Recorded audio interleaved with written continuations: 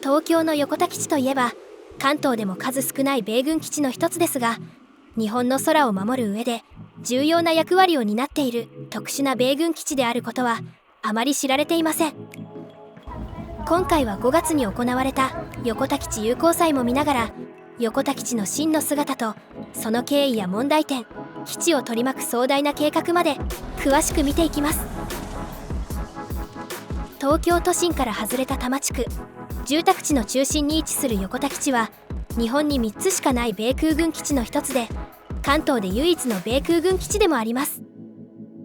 まずは友好祭から横田基地の特徴を探っていきます。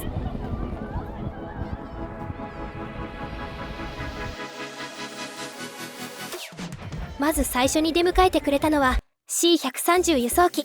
世界70カ国以上で採用されている大ベストセラー輸送機です。航空自衛隊も持っているので見慣れてる方もいるかもしれませんが、この米軍機は C130J という最新型です。航空自衛隊の C130H と違って6枚プロペラなのが分かりますか？これ以外見た目がほぼ変わらないのに、輸送量、速度、飛行距離などほぼ全ての面でパワーアップした別物に近い輸送機です。これをこんな間近で見られるのも米軍基地ならではですね。実は横田基地は米空軍の基地でありながら戦闘機のような航空戦力はありません。その代わりインド太平洋地域で唯一の空輸航空団、第374空輸航空団の拠点となっています。そのため横田基地は輸送部隊がメインの基地となっていて、さまざまな輸送機を見ることができます。これは世界最大の軍用輸送機 C5 ギャラクシーです。中に入ってみると両サイドに人が休憩していますが、それでも機内には余裕があり、建物の中と言われても信じられそうです。1回の飛行では戦車を2両積めると言われていますが、納得の広さです。 C5 はそのまま入れましたが、ほとんどの大型機は並べば機内見学ができます。それどころか機種によってはコックピットに座るという貴重な体験もできます。こういったことは自衛隊のイベントでもめったにないので、さすがアメリカという感じです。機内見学できる機体は長蛇の列ができていましたが、中でもオスプレイはすごい人気でした。さすがは輸送機メインの基地というだけあって、ここには輸送機のオスプレイも配備されています。この機体は飛行機の特徴とヘリの特徴を併せ持った優れた輸送機で、大型ヘリと比較しても飛行速度は約2倍、航続距離は約3倍な上、飛行高度も約3倍の能力を持ち、20名以上の隊員を乗せることができます。米軍では戦闘地域の救難活動やアフガニスタンでは特殊部隊の潜入にも使われていました。日本でも最近陸上自衛隊が導入したことで話題になりましたが、日本の場合は離島の防衛や奪還など、いわゆる島嶼防衛を想定しているので、一刻も早く戦力を送り込むという意味では最適な輸送機です。他にも各地から集められた日米の航空機が展示されていました。さてこの辺で本題の横田基地の存在意義や特殊性についても触れていきましょう。ここでは大きく3つに分けてお話しします。まず1つ目が基地の巨大さとその立地です。航空祭で開放されているのもごく一部で、実際の面積は東京ドーム150個分、東京ディズニーランドが14個も入る広さです。自衛隊基地と比較しても全国で2番目に大きい北海道の陸上自衛隊東千歳駐屯地よりも大きいです。当然滑走路も長く、ジャンボ機が余裕で発着できるほどの羽田空港と同レベルのものを備えています。航空施設だけでなく、ここでは兵士やその家族など約1万人も暮らしており、学校や病院、スーパーなども備わっていて、まるで一つの街のようになっています。これだけ巨大な基地が関東の、しかも東京の内陸部にあるのも珍しいですが、航空機の騒音でトラブルになりやすい空軍基地が四方を住宅地で囲まれているのもかなり珍しいです。2つ目は横田基地という名前そのものが特殊なことです。米軍基地の命名基準は時代によって多少違いはあるものの、ある程度決まっています。アメリカ空軍の場合はその市町村から基地の名前を取っています。なので横田基地も横田という市町村から名前を取っているはずです。しかし5市1町にまたがるという特殊な立地でありながら、それらに横田という市町村は一つも存在しません。本来はメインゲートの場所から住所は福生市になるので、福生基地という名前になるはずです。もちろん福生という地名が最近できた新しい地名というわけでもなく、横田という人物にちなんだわけでもありません。では横田という名は一体どこから来たのでしょう。これにはなんと1940年代の戦時中まで話が遡ります。ここにはもともと日本陸軍が戦時中に作った多摩飛行場という基地がありました。多摩飛行場は新型機の開発やテストを行う極秘の飛行場でしたが、戦争末期には最先端の戦闘機を揃え、東京防空の砦となる重要な飛行場でした。地元や一部の部隊からは福生市にあることから福生飛行場とも呼んでいたそうです。当然戦時中にできた多摩飛行場のことを米軍は知る由もなく、その存在を確認したのは戦争末期の本土偵察でした。その際、偵察員が持っていた当時の地図には福生の表記よりも少し離れた集落の名前である横田という表記が近かったため、これで米軍は多摩飛行場を横田飛行場と認識するようになりました。つまりは日本がこの地の飛行場を横田と呼んだことはなく、戦時中米軍の地図表記と偵察員の判断から米軍しか呼ばない横田という名前が正式名称になったというのが真相のようです。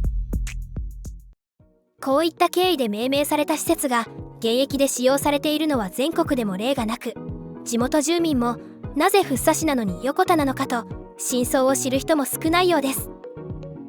ちなみに由来となった横田という集落は合併によってすでに消滅しており、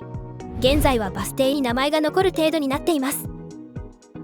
大元の多摩飛行場はというと、米軍の発見が遅れたこともあって大きな空襲に遭うこともなく、無傷で残った一部の施設が今でも横田基地内で現役で使われています。戦闘機や偵察機なども終戦時には130から200機も残されていたといいます。残念ながらそのほとんどが破壊されてしまいましたが、この中で破壊を免れた数少ない1機が現在岐阜県の各務原航空宇宙博物館で世界で唯一の完全状態で残された飛燕として展示されています。横田基地の歴史をたどるならぜひ足を運びたい1カ所ですね。最後の3つ目は基地に配置されている部隊です。実のところ輸送部隊だけの基地というのは自衛隊でもよくある話ですが、なんと横田基地には全ての在日米軍を代表する組織、在日米軍司令部が置かれています。さらには沖縄と青森の米空軍の戦闘機部隊を指揮する在日米空軍第5空軍司令部もここにあります。そして極めつけは米軍基地にもかかわらず航空自衛隊の全部隊を統括する航空総隊司令部や、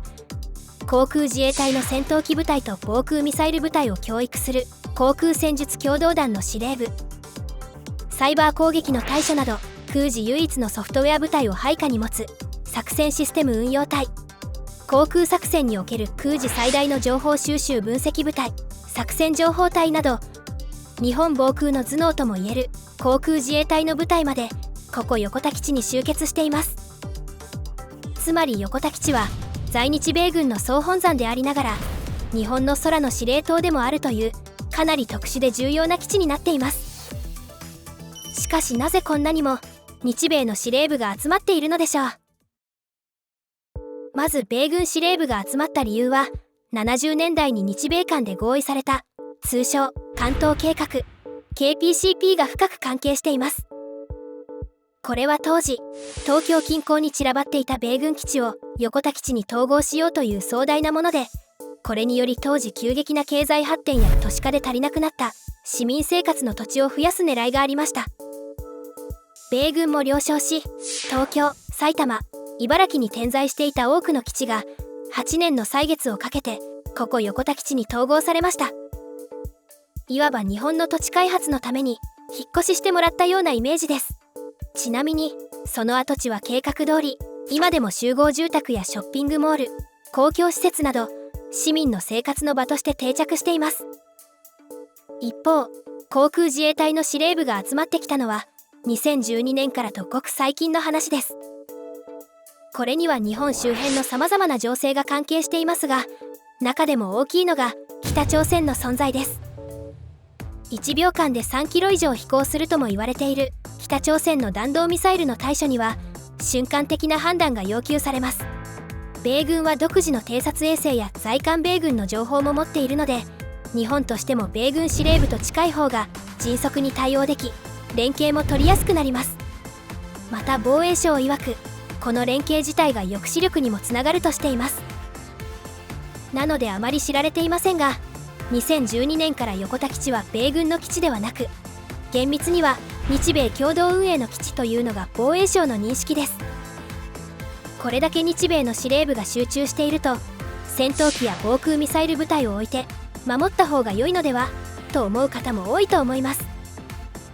確かに戦後、航空自衛隊が発展するまで戦闘機を置いて東京防衛の拠点としていたり、周辺諸国の戦闘のために爆撃機や戦闘機などで溢れていた時代もありました。しかしその頃に比べれば、